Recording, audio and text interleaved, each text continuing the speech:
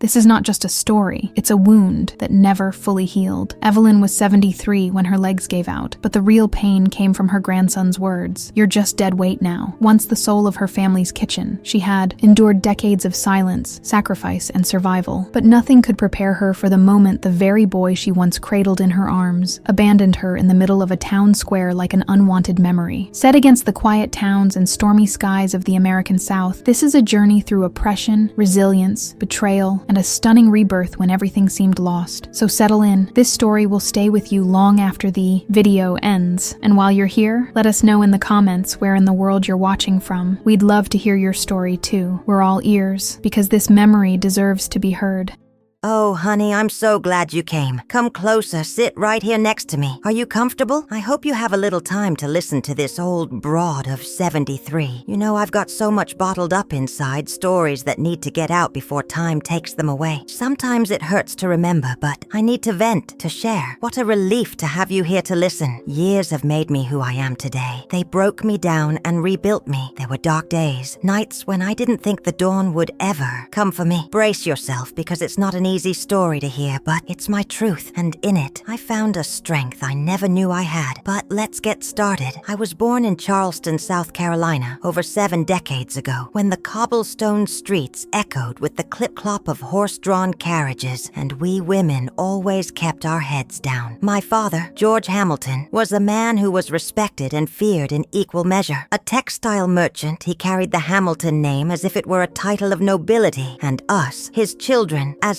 subjects of his little kingdom. My mother, Eleanor, a name that suited her existence, embroidered tablecloths and educated her daughters to be good wives. There were 5 of us, 3 boys who would inherit the business and 2 girls destined to marry well. I was the youngest, the most curious, the one who always asked, why? Girls don't ask questions, Evelyn. Girls obey, my father would repeat as he rapped his knuckles on the table. Our house was an old mansion, big but silent. I felt suffocated between those thick brick walls painted a dull gray. At night, from my window, I would watch the stars over the harbor and dream of different stories for myself. My brothers went to school. I learned to cook. My mother taught me old recipes, a legacy of English and Irish grandmothers, while whispering, a woman must know how to feed her family. Her wrinkled hands kneaded the dough with force, as if leaving a piece of her frustrations in each movement. At 16, I met Billy Sullivan at a Christmas party in the town square. He was 25 and a teller at the local bank. His hazel eyes looked at me in a way no one had ever looked before, as if he really saw me. We exchanged stolen words between carols and eggnog. 3 weeks later, he asked for my hand. "He's a good catch," my father declared without consulting me. "He has a stable job and a respectable name." On my wedding day, the sky was overcast, a heaviness in the air that I took as an omen. My white dress, sewn by my mother with imported lace that my father had specially brought in, weighed so much that I could barely move. St. Michael's Church shone with hundreds of candles as I felt that each step took me further away from myself. "Evelyn Hamilton, do you take William to be your lawfully wedded husband?" the priest asked. I wanted to say no. I wanted to scream that I had different dreams, that I wanted to study, to learn, to see the world beyond the shores of South Carolina. But I felt my father's gaze fixed on the back of my neck and the invisible pressure of generations of Hamilton women who had done exactly the same. I do. My new house was smaller, but equally suffocating. Billy wasn't cruel, but indifferent. For him, I was a duty fulfilled, the wife a man of his position should have. I became his cook, his maid, the mother of his children. I had 2, Tommy and Susie. Every morning as I ground the coffee and lit the wood stove for the biscuits, I looked out the window at the palmetto trees that lined the streets of Charleston, and I felt that my life was passing like the clouds. Slow, predictable, always in the same direction, pushed by winds I couldn't control. But I kept a secret, my mother's recipe book, where at night, in secret, I added notes, variations, dreams written in invisible ink. It was my little rebellion, transforming traditional recipes, experimenting with new flavors, imagining that one day these creations would be known beyond the walls of my kitchen. Hamilton women are born to serve, my mother had told me on my wedding night, and I believed it for years until that day when everything changed. Life followed its predictable course. months, until Susie, my daughter, turned 15. Billy organized a big party, more to impress his colleagues at the bank than out of love for our daughter. That afternoon, as I served punch to the guests, I heard my husband say, "The girl is not going to college. I've already arranged a good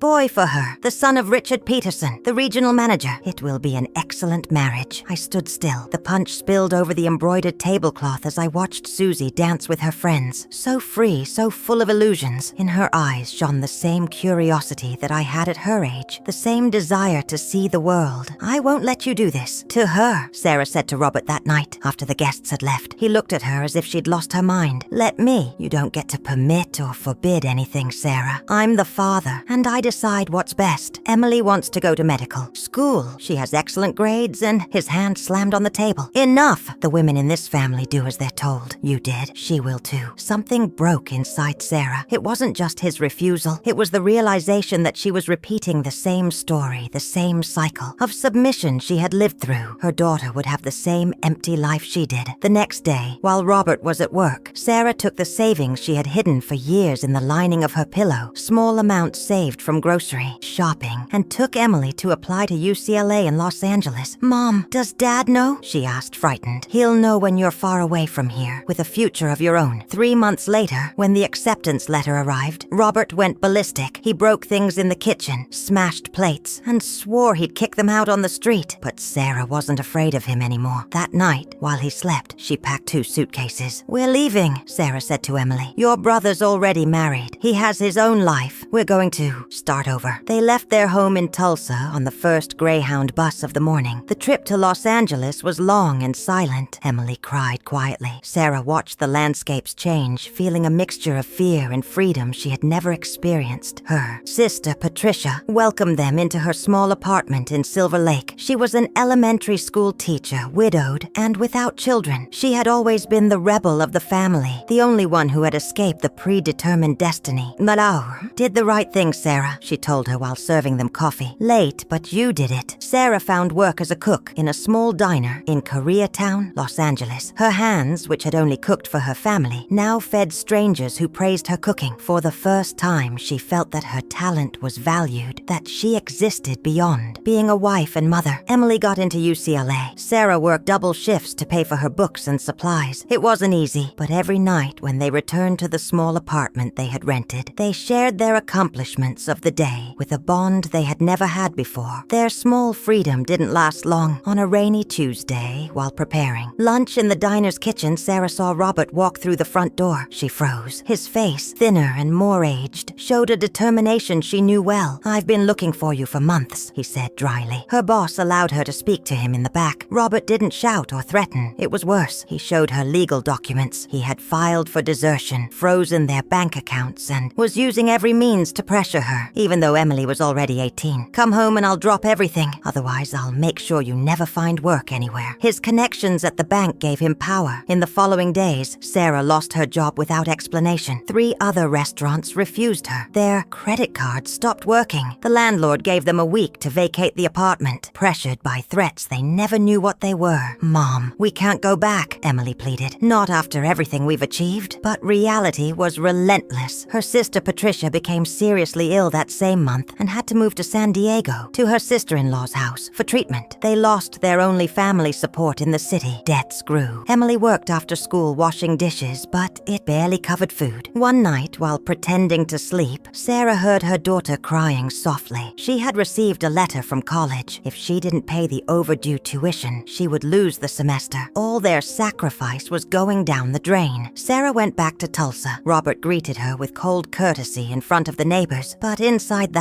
house, the rules were clear. She couldn't go out alone. She had no access to money, and every call to Emily was supervised. He paid for their daughter's college, as he had promised, but the price was her total confinement. The house that had once seemed suffocating was now literally her prison. Robert had changed. His control was more sophisticated, more silent. He didn't hit her, but he destroyed her psychologically with constant comments. "See, you can't survive without me. You're such a selfish mother. that you almost ruined your daughter's future. You should be grateful that I accepted you back. On Sundays, they went to church, smiling like a reconciled family. The ladies of the town whispered, "It's good that she's back on the right path." Each word was a stab at her hope. Late at night, in the empty kitchen, I'd take out my old recipe binder and write letters to Emily that I'd never send. They were my only solace, my way of staying sane. I wrote about my dreams, about new recipes I invented in my head, about hoping that she, at least, would have the life I couldn't. My son, Michael, came to visit with his wife and my first grandson, Leo, seeing me so quiet, so withdrawn. He tried to talk to me alone. George never allowed it. 6 years passed like that, in a silence that slowly consumed me. 6 years in which my spirit shrank as I watched the life I couldn't reach from the window. The news came on a Sunday after church, when the bells were still ringing in the town square. Emily had finished medical school and was coming back to Asheville to work at the local clinic. My heart leaped with joy, though my face remained impassive in front of George. "She can stay here, of course," he said, more worried about what others would say than about the family reunion people would expect it of us. The day Emily arrived, it was raining softly on the Victorian rooftops of Asheville. I saw her get off the Greyhound bus, taller, thinner, with the confident bearing of an educated woman. She was no longer the scared girl who had left town years ago. We hugged for a long time, without words, feeling the lost time slipping between our arms. "You look tired, Mom," were the first words she said to me when we separated. Emily noticed the changes in the house, my prolonged silences, the way I consulted George before speaking, how I had stopped singing while cooking. With the perspicacity of a newly minted doctor, she observed everything, but kept her conclusions to herself. One afternoon, while George was at a meeting at the bank, Emily pulled a gift wrapped in plain paper from her suitcase. "This is for you, Mom. I've kept it for years." It was a modern cookbook with recipes from all over the country and new techniques I had never seen. I flipped through it with trembling hands, feeling like I was touching a forbidden world. "And this is more important." She handed me a small notebook. "Every time I tasted something delicious in Boston, I wrote down the recipe thinking of you." That night, when everyone was asleep, Emily tiptoed into my room. She whispered about her real life in the city. She had not only studied medicine, but also taken baking classes on weekends. She had met famous chefs, learned modern techniques, and it's all thanks to you, Mom, to your sacrifice. In the following weeks, Emily subtly transformed our family dynamic. She invited George to dinners where she praised him intelligently, gaining his trust. She talked about prestigious doctors she had met, impressing him with names and titles. Little by little, my husband began to feel proud of his doctor daughter. Taking advantage of this new openness, Emily suggested that I could help her organize nutrition workshops for her patients. George, wanting his family to be seen as modern by the community, agreed. Thus began my controlled outings from the house, first to the clinic, then to the farmer's market to buy ingredients. Small moments of freedom that I savored intensely. In these workshops, I rediscovered my voice as I explained to the mothers of the town how to prepare nutritious meals on a budget. I felt like I was coming back to myself. "You have a gift for teaching, Mom," Emily told me after a particularly successful session. "The women listen to you. They trust you." For the first time in years, I felt useful, valued for something beyond my household chores. My posture changed. My voice grew stronger. George noticed and frowned, but the prestige that these activities brought to the family kept him momentarily silent. One day, one of the workshop participants, Mrs. Lucy Johnson, approached me shyly. "Your recipes remind me of my youth," she said, with sparkling eyes. "It's been years since I tasted grits this good. We found a place for you at a nursing home just outside of town," Mike explained as he wheeled my chair toward the door. "You'll be with people your own age there." But he didn't take me to any nursing home. He simply pulled the car up to the town square, placed the suitcase on my unmoving lap, and with a cold kiss on my forehead, abandoned me under the clear Oklahoma sky. The town square in Tulsa buzzed with the late afternoon activity as I sat there, torn between humiliation and panic. Street vendors, tourists, and locals passed by, some casting glances of pity, others simply avoiding my gaze. The hours crawled by with cruel slowness. My heart pounded painfully against my ribs, trying to process the betrayal of my own flesh and blood. "Mrs. Evelyn, what are you doing out here all alone?" I looked up and saw the wrinkled face of Mrs. Betty Johnson, a woman who had attended my quilting workshops years ago. Her expression shifted from surprise to outrage as I explained my situation. In between broken sobs, "Good heavens, you wouldn't treat a dog like that?" she exclaimed, placing her calloused hand on mine. "Come with me, for goodness sake." Her house was small but bright, with whitewashed walls and pots of geraniums in every window. She lived alone since her husband had passed and her children had moved out to the West Coast. She settled me into the only spare room, apologizing for its simplicity. "It ain't much, but it's got a roof and a warm meal," she said as she arranged clean sheets on the bed, "and no ungrateful grandkids to mistreat you." In the first few days, I sank into a deep depression. Shame consumed me. How had I ended up like this, depending on the charity of a near stranger? Mrs. Johnson respected my silence, but remained steadfast in her kindness. Every morning she brought me fresh coffee and a donut, and every afternoon she pushed me in my chair out to the small backyard to get some sun. A week after my arrival, I woke up before dawn to the smell of baking. I wheeled myself to the kitchen and found Mrs. Johnson making biscuits. "I have a booth at the farmer's market on Saturdays," she explained as she cut out the dough. "Been selling biscuits and gravy for 15 years. It ain't much, but it pays the bills." I watched her, fascinated by the efficiency of her movements. Without thinking, I commented, "You need more shortening and less buttermilk for them to be really tender." Mrs. Johnson looked at me in surprise, then smiled. "Well, teach me then, expert. These old hands can still learn." That day began my rebirth. As I showed her techniques that I had perfected over decades, I felt something awaken within me. My hands, though shaky, perfectly remembered each movement. My voice, weak at first, gained strength as I explained proportions and timing. Mrs. Johnson sold out of biscuits before noon. "Never had 'em gone so fast," she exclaimed excitedly when she returned. Folks kept asking what I did different. In the following days, we established a routine. She prepped the ingredients before dawn, and I oversaw the cooking from my wheelchair. We experimented with new flavors: savory cornbread with cheddar cheese, another with sausage, and the traditional sweet cornbread with cinnamon. Lucy's stand started to gain popularity. We were selling not only on Thursdays, but also on Sundays after church. With the extra money, we were able to buy a better wheelchair and hire a physical therapist who came 3 times a week. My legs wouldn't fully recover, but with constant exercise, I gained greater mobility in my arms and back. The therapist, an enthusiastic young woman, taught me techniques to transfer myself from the chair to other seats, returning small pieces of independence to me. "You have an impressive inner strength, Ernestine," she told me one day. "Most of my patients your age would have already given up." 2 years passed in this new rhythm of life. My hair, completely white now, I wore in a braid that Lucy did for me every morning. Our small business had prospered so much that we hired help. 2 girls who learned our recipes and helped us with the preparation. The farmer's market stand had transformed into a permanent spot called Ernestine's Delights, with small tables where customers could savor our products. Martin found me one afternoon in April while I was supervising the preparation of the corn pudding from my chair. He stood motionless at the entrance, his eyes filled with tears and his hands trembling. "Mom," he whispered, approaching cautiously as if afraid I were an apparition. "We've been looking for you everywhere," I told him. Everything while Lucy served us coffee. How Leo had abandoned me, how I had found refuge and a new life. My son cried with his head in his hands, begging me for forgiveness for not having insisted on seeing me, for having believed Leo's lies about my voluntary move to a luxurious nursing home in Palm Springs. "Claudia came back 6 months ago," he informed me. "When we discovered that you weren't where Leo claimed, she went crazy. She's been visiting every small town in California looking for you." That same night, Claudia arrived at our spot. Now she was a respected doctor, with worry lines etched on her young face. We hugged for a long time, her tears soaking my blouse as she murmured broken apologies. I introduced her to Lucy with pride, explaining how this woman had saved my life and my soul. "Aunt Teresa also moved back to Pasadena," Claudia added. "She overcame her illness and asks about you constantly." The complete family reunion took place on a Sunday in Lucy's backyard. Teresa, Martin with his new wife, he had divorced, after discovering the truth about Leo, and Claudia with her partner, an architect named Alejandra. I prepared the dishes myself with the help of Lucy and the girls. The aroma of baked beans, fried chicken, and mashed potatoes floated in the air like a blessing. And of course, there was no shortage of our famous cornbread for dessert. During lunch, Claudia announced that she had accepted a position at the hospital in Pasadena. Martin revealed that he was legally suing Leo for fraudulent inheritance, with proof that Ramiro wasn't in his right mind when he signed the documents. Teresa offered to share the house she had inherited from her deceased sister-in-law. "That's not necessary," I interrupted calmly. "My home is here with Lucy and our business." My family was silent, surprised but respectful. Finally, Finally, Teresa smiled, agreeing with a nod. The important thing is that we're close, that you never be alone again. A week later, Leo appeared at the spot. He was thinner, with a rumpled suit and deep dark circles under his eyes. His marriage to Carmen had ended. His businesses were facing legal troubles. He tried to talk to me, perhaps to justify himself or ask for forgiveness, but I raised my hand, stopping his words. I don't need your explanations, I said with a calmness that surprised me. I don't hold a grudge against you. What you did led me to find the life I never had. He left with his head down, and I felt the last link of my chains break loose. That afternoon, while Lucy and I were checking the day's accounts, I realized that I had finally found the answer to the words my mother had told me on my wedding night. The Campbell women aren't born to serve, I murmured while counting the day's earnings. We're born to create, to transform, to survive. Lucy looked at me with curiosity. I smiled, taking her wrinkled hand in mine. I was born at 70, Lucy. Everything before was just preparation. Now, at 76, I oversee our little diner from this wheelchair I've decked out with quilted patches. On Sundays, my whole family gathers round my table. My mom's recipes blend with the modern techniques that Ashley brings me from her cookbooks. My hands, though wrinkled, keep on creating flavors that tell stories. And every night, before I turn in, I write in a fresh notebook. It's not just recipes I jot down, but memories, thoughts, advice for the women who'll come after me. Because if there's one thing I've learned in this late but full life, it's that it's never too late to break the mold, to rewrite our story with the taste of freedom. Mrs. Johnson's words awakened a forgotten joy in me, but the fragile freedom I had built crumbled 3 months later. Emily received an offer for a fellowship at Massachusetts General Hospital in Boston, a unique opportunity, impossible to refuse. I'll be back for you, Mom, she promised the night before leaving. This is temporary. With her departure, the house plunged back into oppressive silence. George, free from our daughter's moderating presence, resumed his control with even more rigidity. The workshops at the clinic were cancelled immediately. You've already fulfilled your role as an exemplary mother, he said one morning, taking the house keys from me. It's time to get back to normal. My little resurgence seemed to dissipate like fog under the bright sun. The women from the craft circles came looking for me, but George told them I was under the weather, too tired to continue with that nonsense. One afternoon, desperate to regain some of my independence, I mentioned the possibility of selling some homemade cookies at the local farmer's market. George looked at me with the coldness I had learned to fear. What do you need money for? Are you lacking anything in this house? It's not about the money, I tried to explain. It's about feeling useful. About, isn't it enough to be my wife? Are you so ungrateful after all I've done for you? That night, he locked my recipe notebook and the books that Linda had given me away. Those modern ideas just confuse you, he said as he put the key in his pocket. My health began to deteriorate. First, it was pain in my legs, then a constant fatigue that left me breathless when climbing the stairs. The local doctor diagnosed peripheral neuropathy, aggravated by stress and lack of activity. I needed exercise, physical therapy, maybe to consult specialists in Boston. George refused. You exaggerate to get attention, he declared. With rest and herbal teas, it will pass. I tried to communicate with Linda, but George intercepted my letters. Phone calls always happened in his presence. Your mother is doing great, he assured our daughter. Just a little blue with your absence. Secretly, Michael visited me when his father went to work. He brought medicines and vitamins, but it wasn't enough. My condition worsened until one day, trying to go down the stairs alone, I fell badly. The diagnosis was devastating. The neuropathy had progressed so much that I lost mobility in both legs. The wheelchair became my new prison. George hired a nurse who came 3 hours a day, more to keep up appearances than out of genuine concern. The rest of the time I was abandoned in my room, looking out the window at the rolling hills that surrounded Asheville, feeling more trapped than ever. Michael and his wife proposed to take me to live with them in Boston, where I could receive better medical treatment. George vehemently opposed. She is my wife and her place is with me, he declared with false dignity. What would people think if I sent her away like she was a piece of old furniture? The cruel irony was that that's precisely how he treated me at home, like an inconvenient object, a reminder of unwanted obligations, and I, without the strength to protest, sank into an increasingly deep silence. It was then that George made the decision that would change our destinies. Sick, with poorly controlled diabetes, and feeling his own mortality approaching, he decided to secure my future by passing the house and its assets to the name of our grandson Leo, Michael's son, on the condition that he would take care of me until the end. Death came unexpectedly one morning in December, silent as the fog that covered the roofs of Asheville. George didn't wake up. His face, for the first time in years, looked at peace. We buried him 3 days later, under a persistent drizzle that turned the cemetery into a mud pit. People from the town paraded in front of me, offering condolences that I didn't feel I deserved. I didn't cry for love, but for the strange mixture of relief and fear that flooded my heart. "Grandma, don't worry about anything," Leo told me after the burial, with the confidence of his 30 years and his impeccable suit. "I'll take care of you as I promised Grandpa." My grandson, that baby I had held in my arms decades ago, was now a successful businessman in New York City. He had studied business administration abroad and occasionally returned to North Carolina to supervise the properties he had inherited prematurely. During the first few weeks, Leo seemed to fulfill his promise. He hired a full-time nurse, renovated my room with a hospital bed, and had ramps installed at the entrance. I began to believe that, finally, I could live my last years with dignity. One Thursday, Leo arrived with Ashley, his wife, a beautiful woman with elegant gestures and a cold look, who walked through the house with calculating eyes. "It's bigger than you described," she commented without addressing me. "With a complete renovation, it would make an excellent bed and breakfast for tourists." That night, I heard them arguing in the study. Ashley insisted on selling the property or turning it into a tourist business. Leo mentioned the promise made to George, but his voice lacked conviction. My grandson's visits became rarer. The nurse began to arrive late and leave early. My meals became irregular, my medication inconsistent. Michael, my son, called frequently, but Leo always found excuses for him not to visit me. "He's just swamped with the new job," she explained. "Besides, seeing you like this really gets him down." My birthday dawned bright and sunny, as if mocking the darkness inside me. 73 years old, and no one remembered. With a monumental effort, I shuffled to the kitchen using the techniques I'd learned in my sparse physical therapy sessions. I brewed a pot of coffee, the rich aroma filling the empty house as my shaky hands arranged a small treat for myself. A blueberry muffin my nurse had picked up the day before, and some wildflowers I'd managed to gather from the garden. The front door burst open. Mike and Karen came in loaded with luggage, arguing loudly about some cancelled reservations. Seeing me in the kitchen, my grandson stopped short. "Grandma, what are you doing up and about without supervision?" Before I could answer, Karen cut in. "Mike, we need to talk about this right now. We can't keep putting off the decision." My grandson sighed, looking at me as if I were a problem to be solved. Then he uttered the words that would pierce my soul forever. "You're becoming a real burden, Grandma. This isn't working out anymore." That same afternoon, with brutal efficiency, Mike packed a few of my belongings into an old suitcase. The nurse, uncomfortable but silent, helped me get dressed. Karen didn't even leave the guest room she was already planning to redecorate.